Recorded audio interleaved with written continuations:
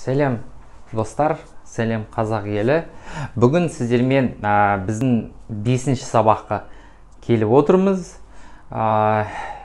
Осы сабақта біз present simple грамматикалық тақырыбын жалғастыра береміз. Және өткен сабағымызда 4-ші сабақта, яғни present simple әрекет жоқ сөйлемдерге қарап кеттік. Ол жерде am is are ғана бар, сол ғана етістік. Ал бүгін present simple және әрекет бар сөйлемдерге қараймыз. Ол сөйлемдерде am is are-дан тыс қалған бар әрекеттер қолданамыз. Бұл әрекет бар сөйлемдерде am is are жоқ. Достар. Сол қош келдіңіздер осы сабағымызға. Жалғастырайық, сабағымызды бастайық. Бірінші present simple не екенін айта кетейік. Егер де жаңадан қосылып жатсаңыз, осы тақырыптарды білмесеңіз, алдыңғы 4 видеоны көрсеңіз болады. Сол жерде толығымен present simple не екенін айтып кетемін. Present simple дегеніміз тез айтып кетейік. Ол біз әдеттерге қолданамыз, фактілерге қолданамыз және пікірлерге қолданамыз. Осы үш жағдайда біз present simple'ды қолданамыз. Яғни дәл қазір болып жатқан әрекетке, мысалы мен қазір сөйлеп жатырмын, ол жерде present simple қолданбаймыз. Ол жерде present continuous'ты қолданамыз. Достар, соны айырмашылығын білейік, осы туралы айтып кеткенбіз. Және present деген ол осы шақты білдіреді, ал simple деген простой дейді. Неге простой? Сөйлемдердің структурасы өте простой. Көп қоспалар жоқ. Қоспалар дегенде суффикстар, қосымша етістіктер, сондай қосымша нәрселер жоқ. Сосын сөйлемнің структурасы өте простой. Сосын present simple деп кеткен. Бұл ең маңызды шақ. Осы бұл фундамент десеңіз, қалған шақтар осы фундаменттің үстінен қосылып салына береді. Болды. Көрермендерім, содан кейін біз өткен сабақта present simple'ды екіге бөлдік. Содан кейін әрекет жоққа және әрекет бар сөйлемдерге. Әрекет жоқта бізде тек қана үш-ақ етістік бар. Оны біз айтып кеттік. Am, is, are. Осы үш-ақ етістік болады. Солармен ғана сөйлем құраймыз. Соның болымды сөйлемдерді қалай жасау керектігін айттық. Болымсыз сөйлемдер және сұрақ сөйлемдерін қалай осы үш түрлі сөйлемді құрастыруын қарап кеттік 4-ші сабақта. Соны анық шығар. Енді бүгін әрекет бар сөйлемдерге қараймыз. Бұл жерде қалған бар етістіктер кіреді. Қалған дегенде 98% етістіктердің осы жерде болады. Осы ережеге бағынбайтын етістіктері бар. Олар модульный глаголдар. Мысалы, I will go to school. Will I go to school? Ол жерде кішкене басқа ережені қолданамыз. Енді бірақ қазір оны мен айтпаймын. Мына жердегі ең көп кездесетін етістіктер, мысалы eat, run, jump, sleep, go, open. Сол қалған 98-99 етістіктердің пайызы осы жерде болады. Осы ережеге қарайық. Жарай ма, достар? Сол бастайық. Present simple жаңағы айтқандай біз үш жағдайда қолданамыз. Ол рутина, әдеттер, күнделікті жасайтын, мысалы мектепке барасыз, тісіңізді жуасыз. Соңғы фактілер, мысалы Алматы is the capital, is city in Kazakhstan. Алматы ол Қазақстандағы қала, ол факт. Және пікірлер, мысалы I like bananas, маған банан ұнайды. Ол пікір. Достар. Сол сияқты әрекет бар сөйлемдерімізге қарайық. Бұл жердегі біз не дедік? Әрекет бар дегеніміз ол қашан, мысалы сіз көзіңізді жұмып сол әрекетті елестесеңіз, сол әрекеттің бір болып жатқанын, бір өзгеріп кино сияқты болып жатқанын көресіз. Мысалы, көздеріңізді жұмыңыздарда I sleep дейсіз. Sleep дегенде I sleep ұйықтап жатқан кісіні көресіздер, қорылдап ұйықтап жатыр. Ал мысалы осыны әрекет жоқпен салыстырсақ, мысалы he is a boy дедік, өткен сабақта ол жерде ешқандай әрекет болып жатқан жоқ. Ол жерде яғни состояние, state'ті көрсетеміз. Ол бала. Бірақ көзіміз жұмсақ, ешқандай әрекет болып жатқан жоқ. Ал бұл жерде әрекет бар. Соның айырмашылығын білейік. Сонда әрекет жоқта бізде тек қана am is are деген етістіктер бар. Ал әрекет жоқта бізде am is are деген етістіктер бар. Ал әрекет барда қалған бәр етістіктердің бәрі осы жерге кіреді. Осыны біз болымды, болымсыз және сұрақтарға бөліп ұстадық. Енді бізде есімдіктер бар. 8 есімдіктерді естеріңізге түсіріңіздер. О біріншісі ол қандай болып еді? I, содан кейін he, she, it. I мен, he ол ер адамға қолданады. Ол, she әйел адамға қолданады. It ол бір затқа болмаса бір жануарға қолданамыз. Бір зат, бір жануар болмаса бір жерге айтамыз. Мысалы, Алматыны ет дейміз. Бір қала ғой, жер. Сол бір жерді біз бір мекен жайды ет деп айтсақ болады. Келесіге барайық. Ол you, екінші you бар, we бар, және they бар. You деген сен, бір кісіге айтамыз. You сендер, we біз, және they олар. Достар, осы қанша есімдіктер? Pronouns дейді біз. Қазақша есімдік деп аударған біз. 1, 2, 3, 4, 5, 6, 7, 8. 8 pronouns бар, 8 есімдіктер ағылшын тілінде. Осыны ұмытпаймыз. Және сіз деген, алдында айтып кеттім сіздерге, сіз деген сөз ағылшын тілінде жоқ. Орыс тілінде, қазақ тілінде бар, бірақ ағылшын тілінде жоқ. Енді қараңыз, келесі етістікті алайық. Мысалы, қандай етістік? Мысалы, тамақ жеу. Eat. I eat дейміз. I eat. Мен тамақ жеймін. I eat. He, she, it eats болады. Мына S-ті ұмытпаймыз. Қараңыздар, S келеді. Бұл S, достар, етістіктің сонында қосылып жатыр. Етістіктің сонында қосылады. Бұл S-ті сіздер зат есімнің сонында келетін S-пен шатастырмаңыз. Яғни 3 түрлі S бар, бұл жерде 2 S-ті салыстырайық. Бір S ол етістіктің сонында келеді. Оны қашан қолданамыз? Қашан біз he, she, it-ті қолданғанда етістіктің сонында S-ті қолданамыз. He eats болады, she eats болады, it eats болады. He eat, she eat, it eat, S-сіз болса ол қате. Өте үлкен қате. Соны ұмытпаңыздар. Солай he, she, it. Ал басқа S болса, осылай S жазылады, бірақ оның рөлі басқа. Ол зат есімнің көпше түрін білдіреді. Мысалы, marker, зат есім ғой. Marker, markers, маркерлер. Сонда лер деген S сияқты болып бұл жерде. Осы S-пен, зат есімге қосылатын S-пен, мына етістіктің соңында келетін S-қа осы 2 S-ті шатастырмаңыздар. 2 түрлі S. Жарай ма? Осыған әдетте қателесіп жатады шәкірттер. Сонда мен сіздерге алдыңғы сабақтарда айтқам. Не деп едім? He, she, it долларды ұнатады. Доллар ғой, ұқсайды ғой. Бұлайға осылай сызықша қойып қойсақ, доллардың символына ұқсайды. Сонда осыны ереже мүмкін мына S-ті ұмытып кетіп жатсаңыз, ұмытпаңыздар.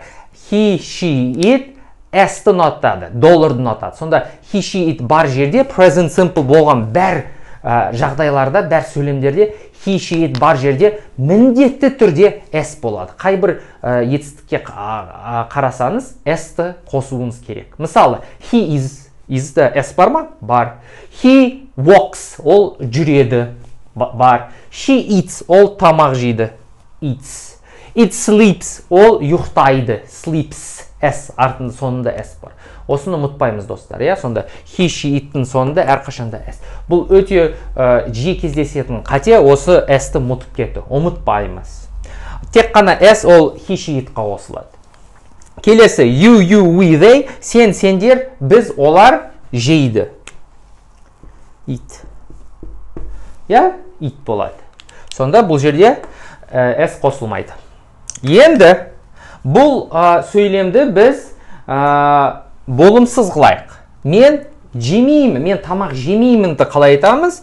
Бұл жерге I don't-ты қосамыз. Қараңыз, I don't eat болады. I don't eat.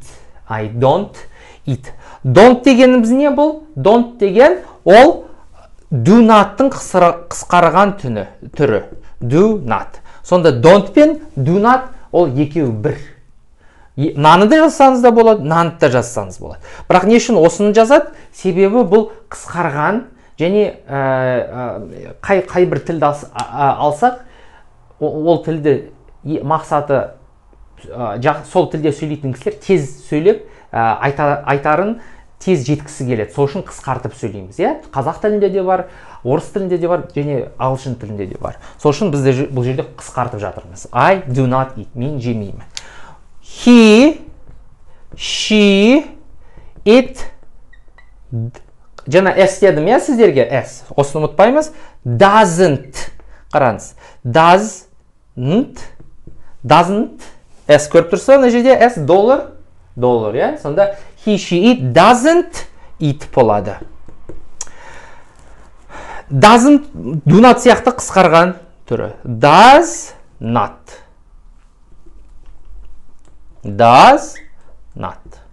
Бұл does not деп айтсаңыз болады, болмаса doesn't деп айтсаңыз болады. Жарай ма? Және соңғысы you, we, they don't болады. Don't eat. Және алдында айтып кеткендей don't ол do not болады. Жарай ма? Осыны ұмытпаймыз. Сонда қараңыздар, осындай сұрақ болады. Нерге болымсыз сөйлемде he, she, itқа мына жерге s қойсақ бола ма де? S бұл жерге қоймаймыз. Себебі мына жердегі s itстағы ол осы жаққа секіріп кетті. Мына жерге секір. Көрдіңіздер ма? Сонда doesn't-қа секіріп кетті.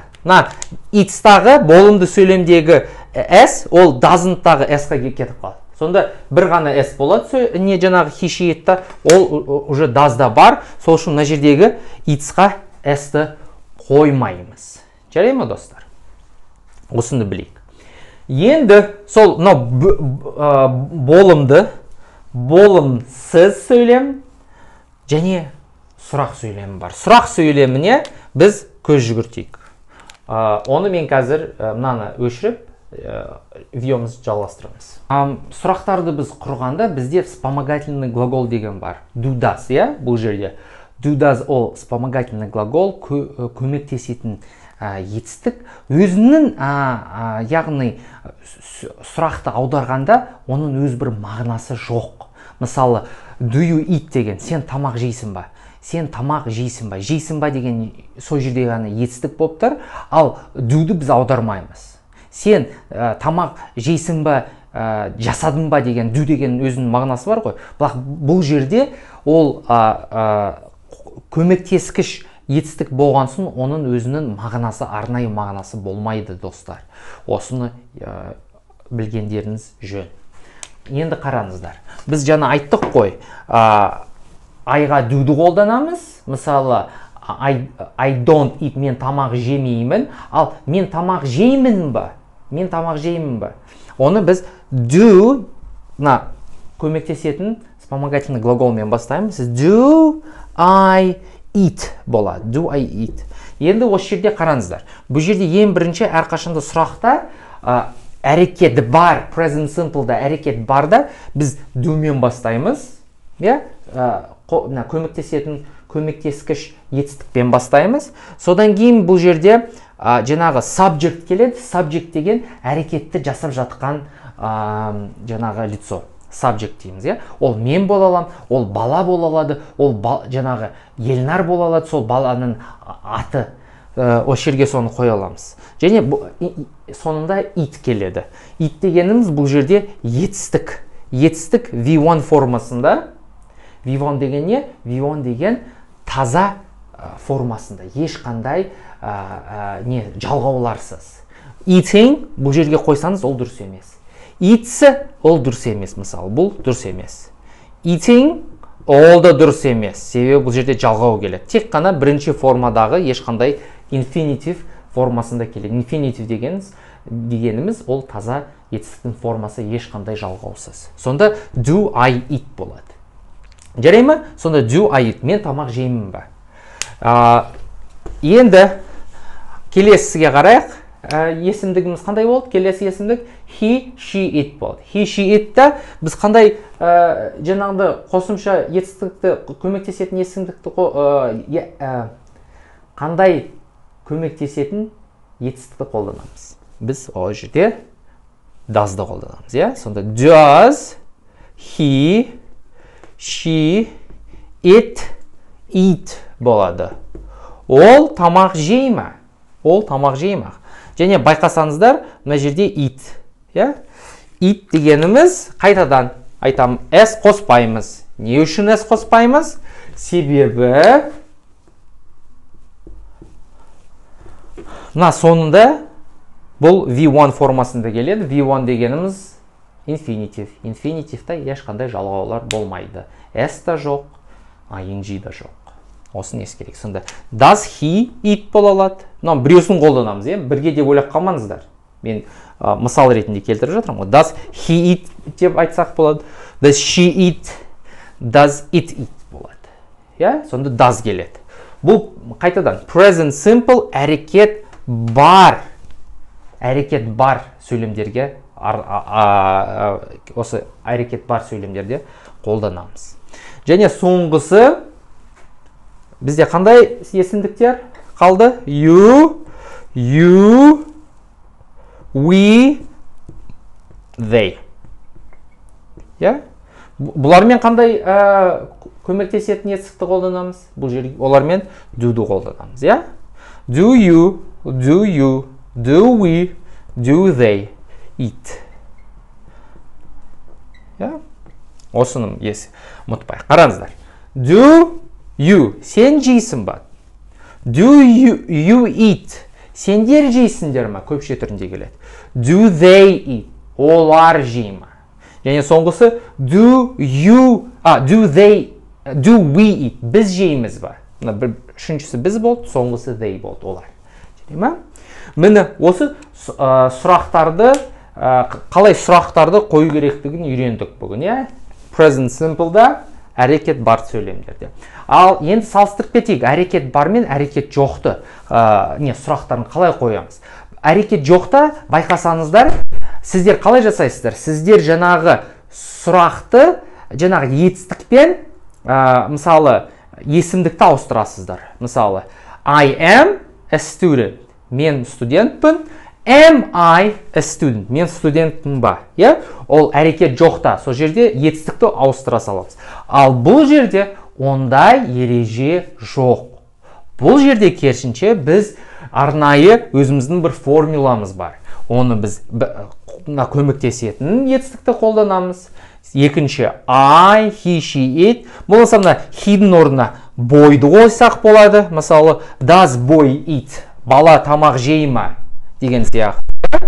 Осындай формуланы біз қолданамыз. Осыны достар ұмытпаймыз. Қашан do, does бен сұрақтар келгенде, оның жауабы я болмаса жоқ деген жауап болады. Мысалы do I eat? Do you eat? Сен тамақ жейсің ба? Do you eat? Do you eat? Мысалы я болмаса жоқ деп жауап бересіз. Yes or no?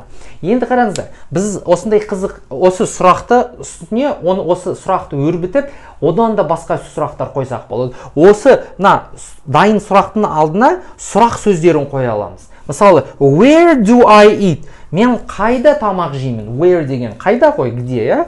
Where do I eat? Болмаса why do I eat? Не үшін мен тамақ жеймін? Why do I eat? Болмаса what type of food? Мен қандай тамақтың түрін мен жеймін деп тұрмыз. Қандай тамақ түрін мен жеймін? What type of food do I eat? What type of food? Мысалы, мыналармен қолдансақ болады. What type of food does he eat? Ол қандай тамақтың түрін жейді? What type of food do you eat? Сен қандай тамақ түрін сен жейсің деп сұрап жатырмыз, Сонда осы қараңыздар, қашан do мен does келсе, сұрақ осы сұрақ сөздерсіз, тек қана алдында үйренгендей, о жерде жауап болмаса жоқ болады. Do мен келсе, жоқ, does бен келсе, жоқ. Ал оның сөзінің алдына сұрақ сөзін болмаса фразасын қойсақ, осында бірнеше сөйлемдерді, what-пен басталады, why, when, онда ол жерде жауап ұзын жауап болады. Мысалы, what type of food do I eat? Мен қандай тамақтың түрін жеймін? Жарайды, what type of food do you eat? Сен қандай тамақ түрін жейсің дегенде, мен я жоқ деп алдыңғыдай жауап бере алмаймын. Мен ол жерде кәдімгі сөйлеммен I eat bananas, I eat meat, I eat деп солай толық сөйлеммен жауап береміз. Ал do does да тек қана я болмаса жоқ деп жауап берсеңіз жеткілікті.